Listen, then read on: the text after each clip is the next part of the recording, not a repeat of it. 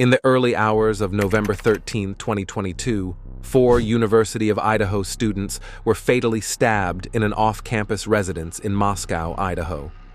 On December 30th, 28-year-old Brian Christopher Kohberger was arrested in Monroe County, Pennsylvania, on 4 counts of first-degree murder and 1 count of felony burglary. Prosecutors are seeking the death penalty. In the early morning hours of November 13, 2022, 4 University of Idaho college students were stabbed to death in a shared rental home close to campus. 2 female victims, Madison Mogan and Zana Kernodle, lived at the house, while the third, Kaylee Goncalves, recently moved out of the house but returned to the house to attend a nearby party. The 4th victim, Ethan Chapin, was Kernodle's boyfriend who was sleeping over on the night of the attacks. Small university town of Moscow, Idaho. A massacre of 4 college students in the middle of the night, so horrific, the coroner is still processing what she saw. They'll be looking under fingernails. They'll be doing all sorts of different exams. It was very, very traumatic. 2 other female roommates also lived at the house. They were not attacked. No calls to 911 were made until 11:58 a.m., many hours after the early morning killings. The call made at that time requested aid for an unconscious person and was placed from within the residence using the cell phone of one of the surviving roommates. When police arrived, the door to the home was open. There was no sign of forced entry or damage inside the home, and nothing appeared to be missing. The identity of the 911 caller was not released, but police confirmed the caller was not considered a suspect.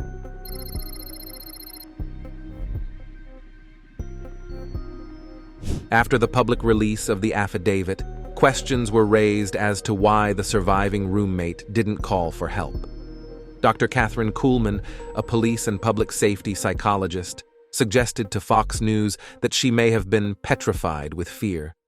When a person goes through trauma, they are going to experience fight, flight, or freeze, she said.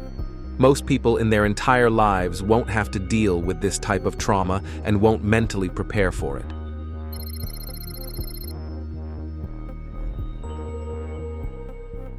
Surviving roommates in the University of Idaho massacre were reportedly awake and texting during the murders, according to the father of one of the victims. 2 roommates inside the off-campus Moscow home in November were said to be on their phones in bed, while 4 victims were fatally stabbed inside the residence, allegedly by suspected killer Brian Kohberger. Yet Steve had been told that the 2 survivors allegedly had not only been awake while the killings had taken place, but that they had heard everything. Steve Goncalves, father of victim Kaylee Goncalves, told Airmail. More astonishingly, his grand jury sources alleged that the 2 girls had been texting one another as the murderer methodically went from one room to the next. Detectives believe that on November 12th, the 2 surviving roommates had also been out in the Moscow community, separately, but returned home by 1 a.m. on November 13th. The 2 did not wake up until later that morning, Moscow Police Department said in November 2022. The community of Moscow and this home on King Road are forever tied to the murders that took place inside. And that's why, as the community focuses on healing, the university has decided to demolish it. Moscow, Idaho. The surviving roommates may have been spared because the assailant ran out of energy, according to a former federal agent. Police tape is seen at the back of a home in Moscow, Idaho, the site of a November quadruple murder.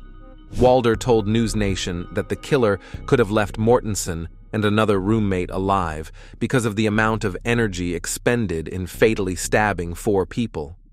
When you stab 4 people, that takes a lot of energy and a lot of exertion, Walder said, adding that she thought fatigue played a role in the attacker's departure from the house.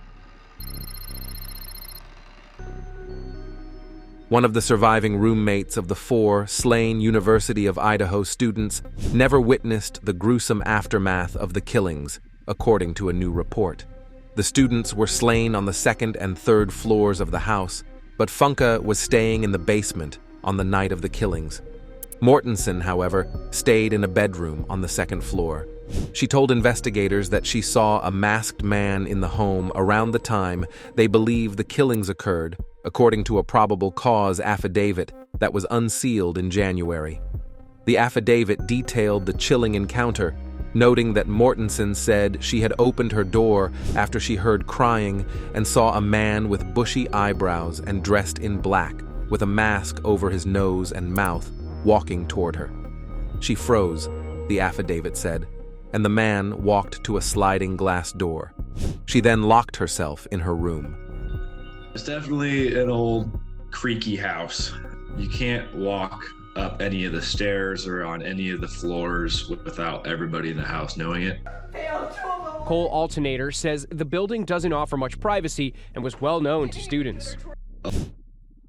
A breakthrough in the case came later in November, after the Moscow Police Department asked regional law enforcement to look for a white Hyundai Elantra. On November 29th, a WSU police officer found a 2015 white Elantra registered to Koberger after running a query for Elantra on campus. The same day, another campus officer located the vehicle parked at Koberger's apartment complex, and a check came back showing it had Washington state tags.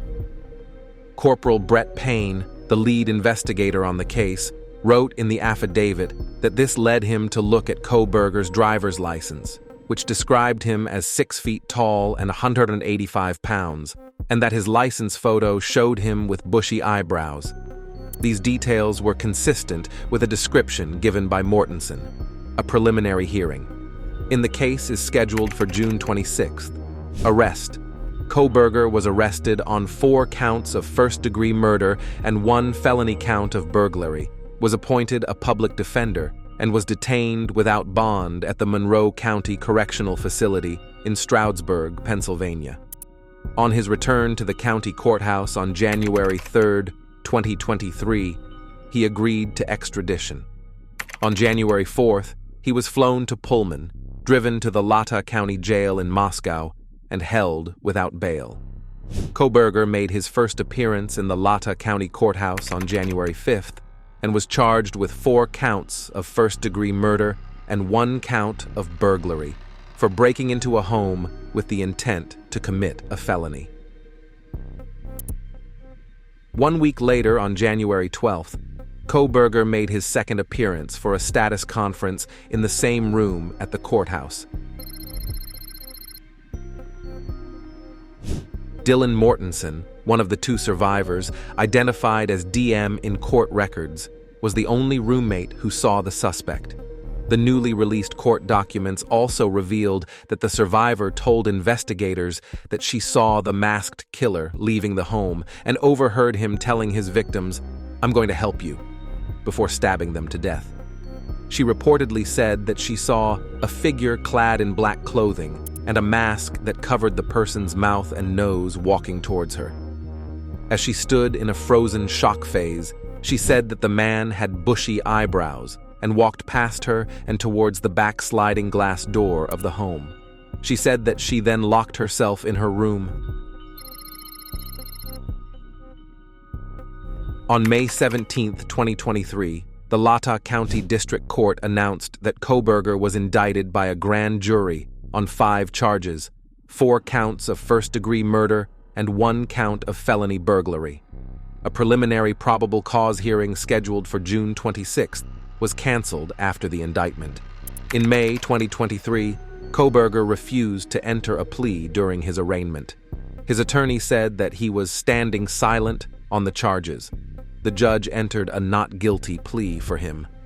On June 26th, the Lata County Prosecutor's Office announced they were seeking the death penalty given the statutory aggravating circumstances of the first-degree murder charges. Koberger is being held in the Lata County Jail and has been denied bond. He has pleaded not guilty to all charges.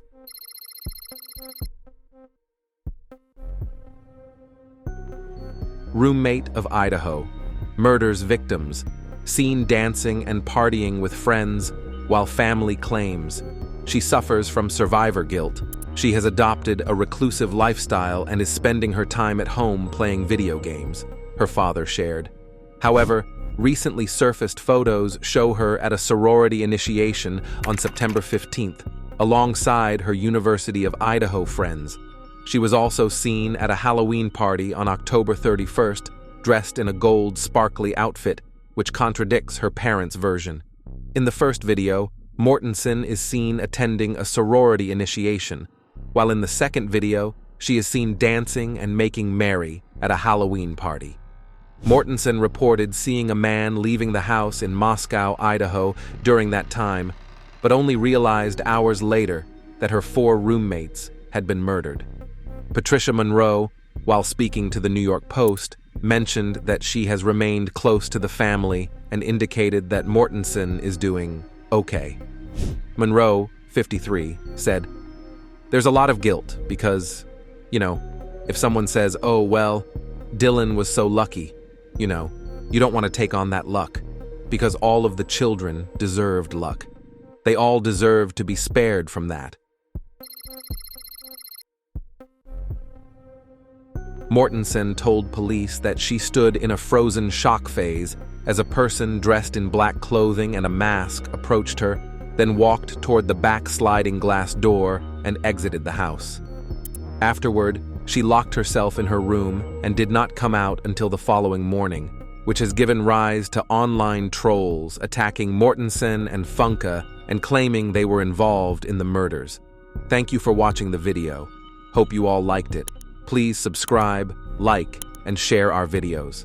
He goes by T-REV, so we'll call him that as well, and he joins us now. People get killed for other stupid choices. Standing up for the families that took a loss is something that we find important.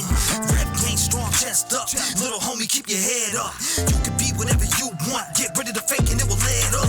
All my life I strive for greatness. I'm manifesting my time with patience. People try to copy us, but respect is earned. It's not an obligation. I love the fam and they love me back, and that's why I always have the backs.